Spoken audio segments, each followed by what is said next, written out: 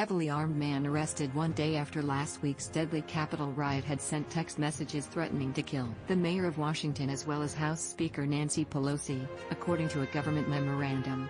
Cleveland Grover Meredith was armed with an assault-style rifle, a Glock firearm with high-capacity magazines, and over 2,500 rounds of ammunition, according to a papers filed Wednesday in federal court asking that Meredith be held without bond. Authorities say Meredith texted several people about plans for violence in the days before he arrived in Washington late on January 6 from Colorado. Earlier that day, at least 5 people, including a Capitol Police officer and a woman who was shot by police, were killed as rioting supporters of President Donald Trump, angered that Congress was preparing to certify the election results for President-elect Joe Biden, stormed through the U.S. Capitol. Meredith, in one of the texts, states that we're gonna surround D.C. and slowly constrict. Apparently believing that law enforcement was monitoring his communications, he later sent a text stating, "I'm harmless, I won't fire until ordered, sir.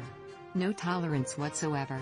Justice Department warns against efforts to disrupt Biden inauguration. Capitol Police officer being hailed as a hero for drawing angry mob away from Senate floor after receiving texts describing the riot. Meredith responded ready to remove several craniums from shoulders. Shortly afterward, the defendant sent a text that stated, "I'm so ready to, expletive, some traitors up." On January 7, Meredith sent a text that stated, "I may wander over to the mayor's office and put a 5.56 in her skull, expletive." He also wrote, "I hope you're reading this, Mr. FBI agent, expletive." Later, thinking about heading over to Pelosi, expletive, speech and putting a bullet in her noggin on live TV. He then sent a text stating, "I predict that within the next 12 days, many in our country will die." Meredith also committed an assault on Thursday, the papers said, head-butting a victim, knocking him to the ground, and then assaulting him further. Everyone is on high alert, while National Guard is in D.C.